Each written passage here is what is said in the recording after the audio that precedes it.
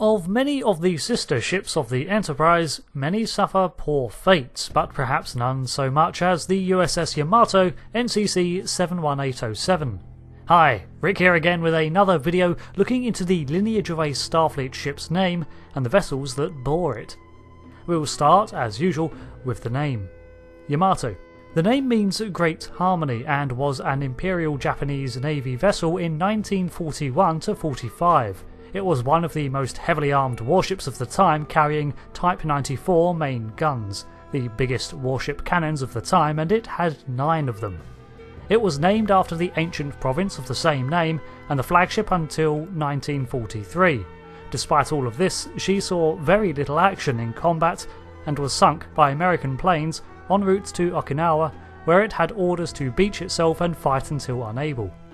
According to the beta history of Star Trek, the USS Yamato NCC-1705 was a Constitution Mark II class, but constructed after the original refit of the 2245 launch model of the vessel, meaning that while construction ships like the USS Defiant and the USS Enterprise had to undergo refits to adopt the look of the vessel as it was by the time of the original series, the Yamato was built to these specifications, meaning that it had a construction date of around 2250, possibly later.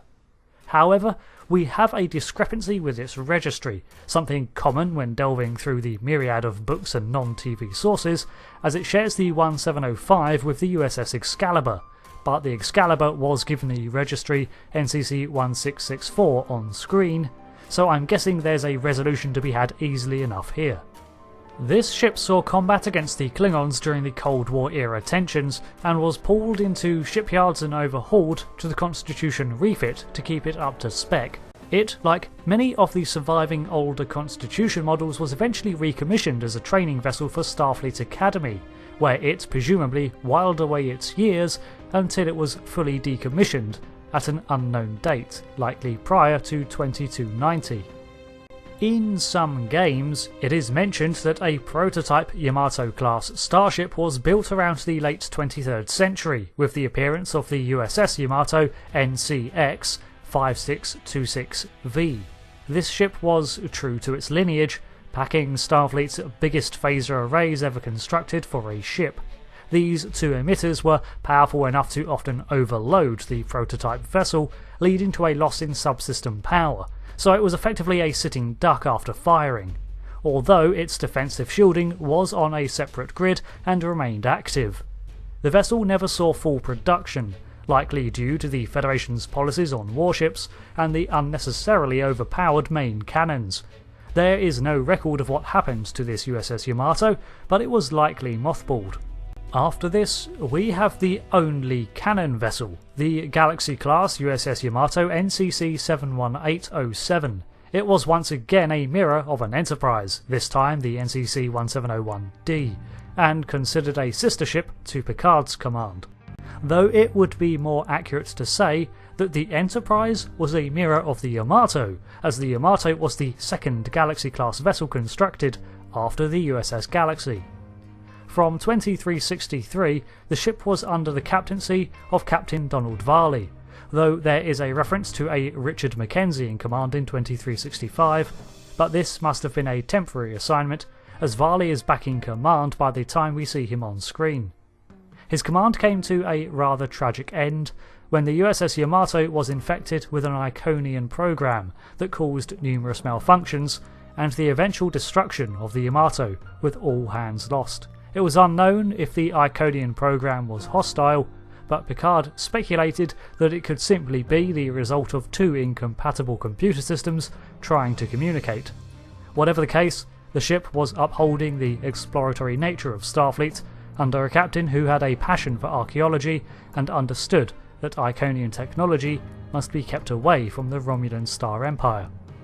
According to the Star Trek Encyclopedia, the dedication plaque was an affirmation of the Yamato's past as a warrior vessel, though from an American president. I have sworn eternal hostility against every form of tyranny over the mind of man. Around this time, the Sovereign class was being thought up by Starfleet's technicians, and after 2370, the launch date of the USS Sovereign, one of this illustrious line was commissioned as the USS Yamato. Also in Star Trek Online, there is a new Yamato-class cruiser that seems to fold back on the attempt of creating a warship class, this time based off of the alternate future version of the Galaxy class that never came to be, the Dreadnought.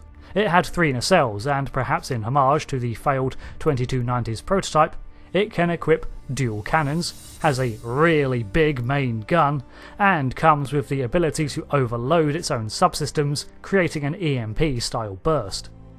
I like to think that the idea for a Galaxy refit was thought up around the end date of the Galaxy class's life, but then the Sovereign was introduced, and the Galaxy refit ended up evolving into the Yamato class, but that's just headcanon. The Yamato, at least in history and beta content, has had a reputation for being overpowered and laden to the teeth with as much firepower as it can carry, sometimes more. The Galaxy-class version is the only on-screen appearance, however, and it sat in the role of a Starfleet explorer, albeit a very powerful one, due to it simply being a Galaxy class. In this case, I think I prefer the extra content and stories around it. They give it a sort of no apologies, I'm a big boomstick attitude that resulted in some unique warships, continuing the lineage of its name. Thanks for watching this brief look at another of Starfleet's vessels. There do seem to be rather a lot of them based on warships, but then I guess that's to be expected.